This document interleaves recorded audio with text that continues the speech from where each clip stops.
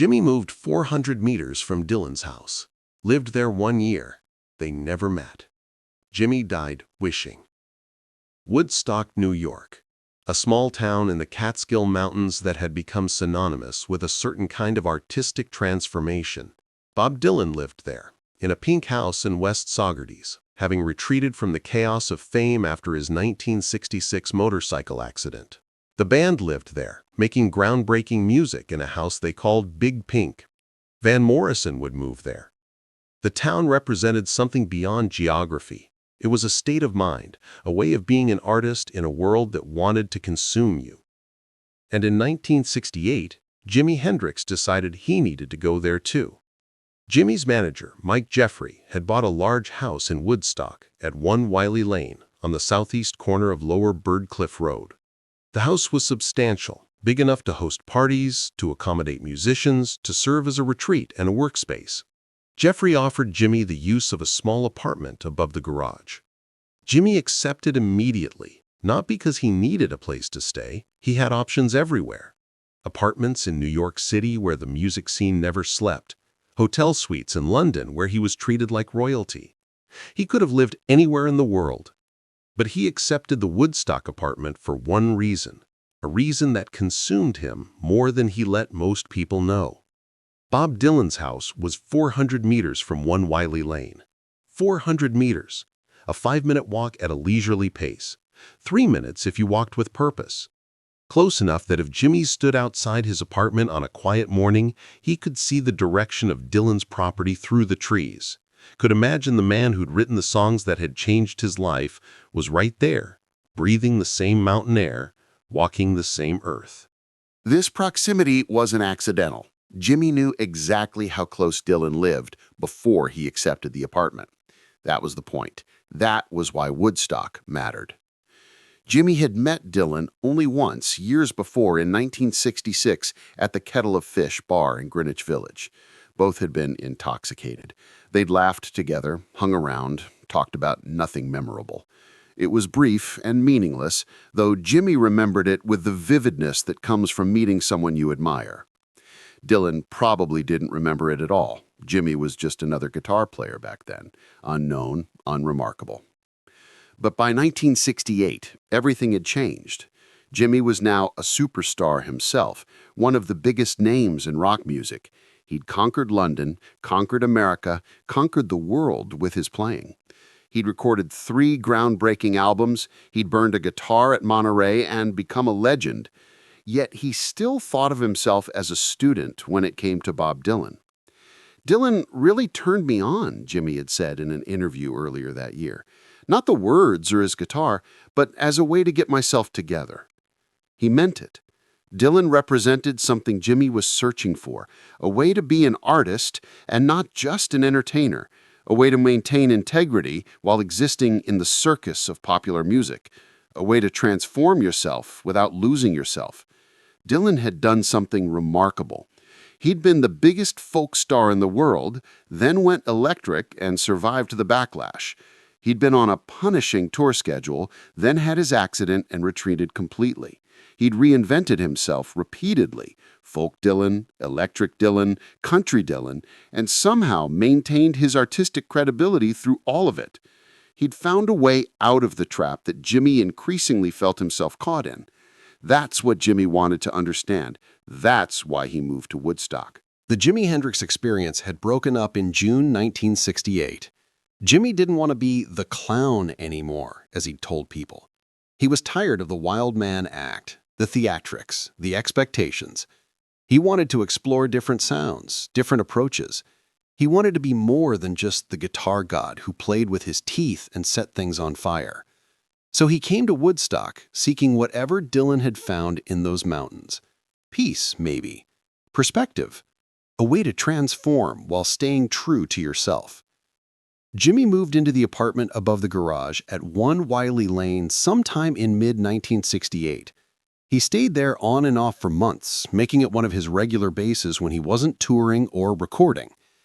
He drove around town in a red Corvette, a flashy car that made him highly visible in a place where most people drove beat-up Volvos and old pickup trucks. Nobody in Woodstock had a red Corvette, remembered Leslie Ade, who worked for Dylan's manager Albert Grossman and befriended Jimmy that summer. They were all into organic vegetables and making their own clothes. People in town noticed Jimmy. It was hard not to. He was Jimi Hendrix in a red Corvette in a small town. But Jimmy kept a relatively low profile. He'd go to the Elephant, a local club, to see bands play. He'd drive around, exploring the back roads. He was friendly when people approached him, but didn't seek attention. What people didn't fully understand at the time was that Jimmy was on a kind of pilgrimage. He was trying to decode something. Multiple people who saw him that summer described him as seeming restless, searching, trying to understand how this place, this small mountain town, had transformed Bob Dylan. The vibe was that he wanted to hang and connect the dots and not be Jimi Hendrix, said musician John Gershon, who observed Jimmy at a local club. He was really hungry to understand how Dylan had undergone his transformation. He was feeling the Woodstock thing and wanting to make it work for him, even though it was too much of a stretch to go from where he had been to being, a farmer. Jimmy knew where Dylan lived. Everyone in Woodstock knew where Dylan lived. It wasn't a secret, though people respected his privacy. Dylan's pink house was less than half a mile from Jimmy's apartment. Walking distance, an easy drive. Close enough that they were, by any definition, neighbors. But they never met. Not once during the entire year Jimmy spent in and out of Woodstock. Not a single documented encounter, conversation, or even a wave across the street. There's no evidence that Jimmy ever went to Dylan's house, no record of him knocking on the door, no story passed down of him attempting to make contact, being turned away, or even driving past slowly hoping to catch a glimpse. And Dylan, for his part, never reached out to Jimmy despite almost certainly knowing he was there, never invited him over for coffee or dinner, never sent word through mutual friends, never acknowledged that one of the greatest guitarists in the world, someone who just transformed one of his songs into a masterpiece, was living 400 meters away, close enough to walk to in the time it takes to smoke a cigarette. Why not? The question haunts anyone who knows the story.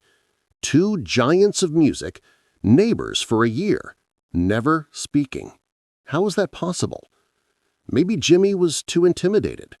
Maybe, despite his fame, despite his success, despite being Jimi Hendrix, he still felt like the struggling guitar player he'd been when they'd met in 1966.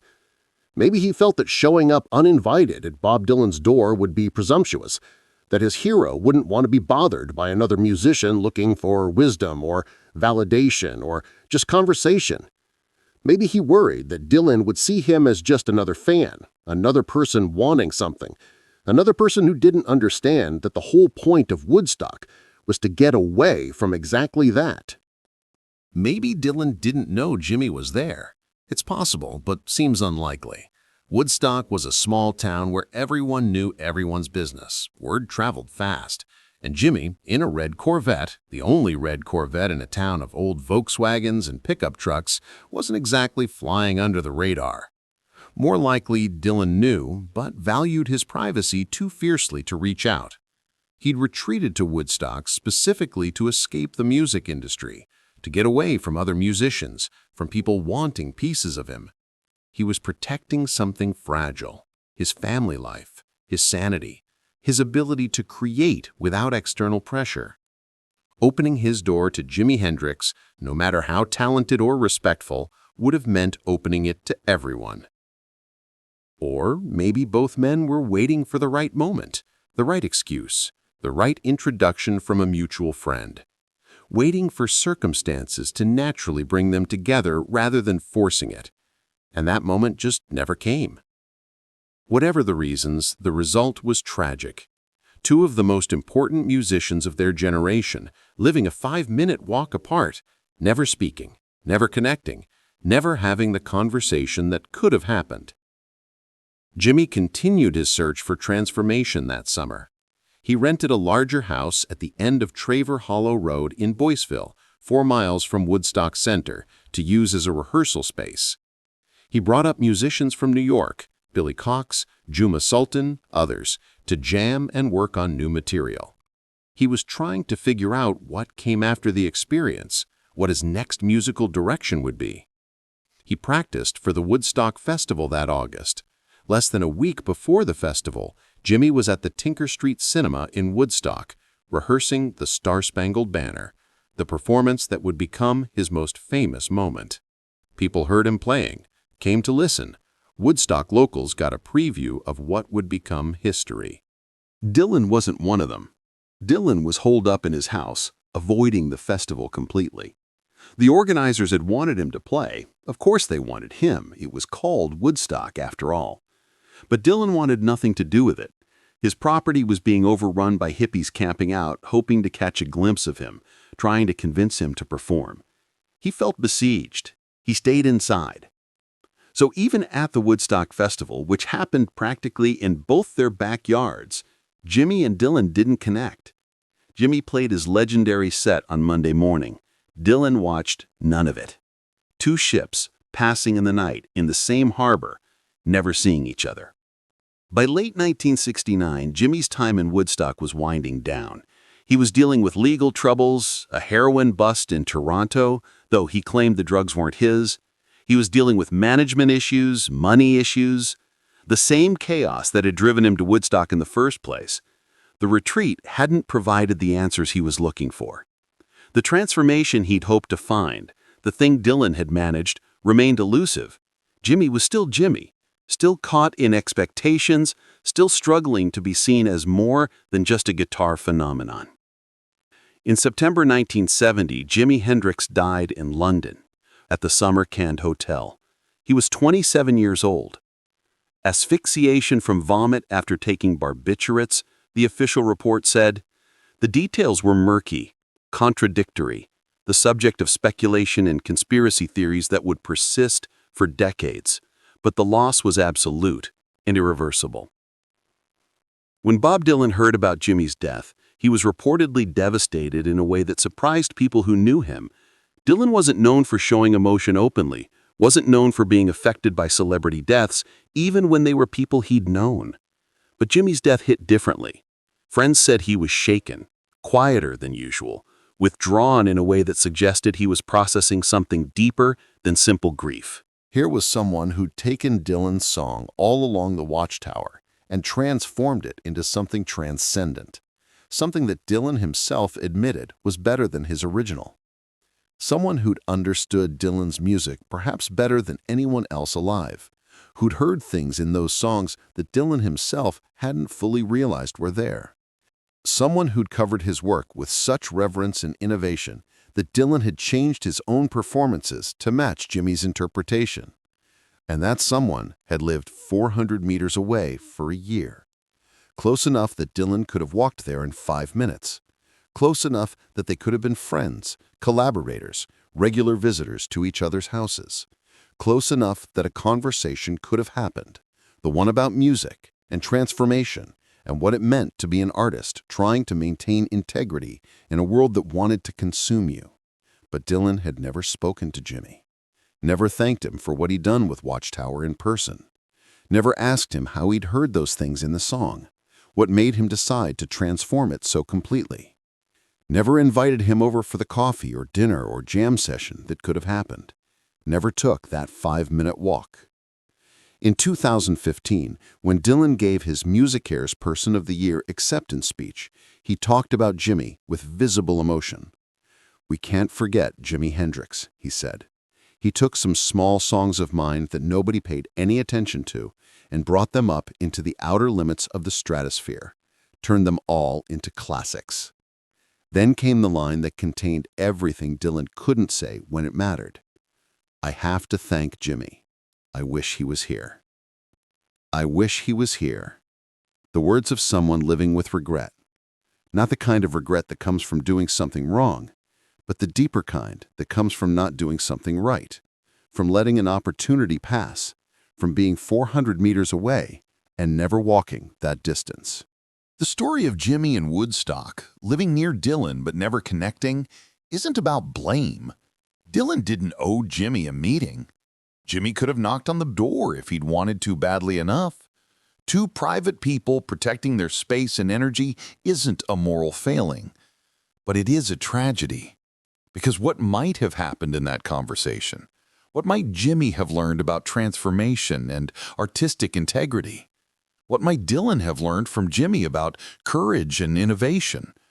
What friendship might have developed between two geniuses who understood the weight of expectation and the difficulty of being yourself while the world wants you to be its version of you? We'll never know. Because 400 meters was, somehow, too far. Because a year was, somehow, not long enough. Because the right moment never came, or came and went unrecognized, or never existed in the first place. Jimi Hendrix lived 400 meters from Bob Dylan's house for a year. They never met. Jimi died wishing he'd understood what Dylan had found. Dylan lived wishing he'd said thank you. The distance between two houses, 400 meters. The distance between two possibilities, immeasurable. The time to close that distance, gone forever. If this story of proximity and absence moved you, subscribe and hit that notification bell. Share this with someone who understands that sometimes the closest distances are the hardest to cross. Have you ever lived near someone you admired but never made contact? Let us know in the comments. And don't forget to like this video for more stories of misconnections that changed music history.